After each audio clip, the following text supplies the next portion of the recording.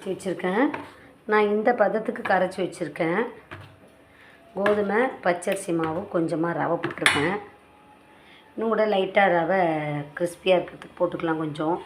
இது கொஞ்சம் போட்டால் நடுவில் இது கடிப்படும் கொஞ்சமாக. இந்த பணியாரத்தோட இனிப்பு பணியாரம் சாப்பிடும்போது கொஞ்சமாக நடுவில் கடிப்படும். அது ரொம்ப நல்லா டேஸ்ட்டாக இருக்கும்.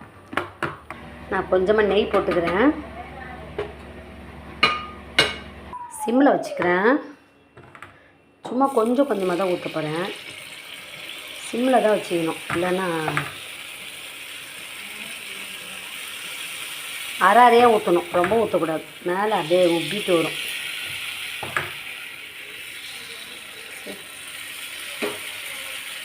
மூடி போட்டு வச்சிடுறேன்.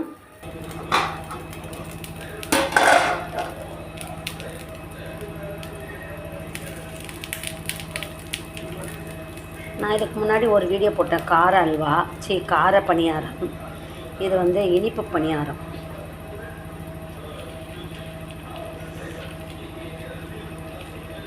ரொம்ப ஈஸி இந்த டிஷ்ஷு. பணியார சட்டி இருந்தால் போதும், ஈஸியாக திருப்பிட்டுலாம். இப்போ வந்து இதை மூடி போட தேவையில்லை. நான் ஒரு 7 பணியாரம் தான் பண்ணுறேன். இந்த மாவு அப்படியே இருக்கட்டும். நம்ம வேணுன்றது சுட செய்து சாப்பிட்டுக்கிடலாம். அதனால் இது இப்படியே வச்சிடுறேன்.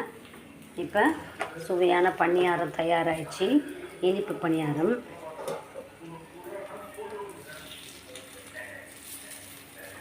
கொஞ்சம் லைட்டாக அமைப்பு.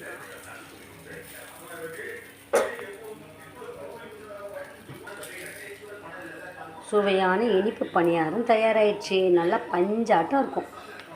நெய் போட்டு பண்ணேன், ரொம்ப டேஸ்ட்டாக இருக்குது.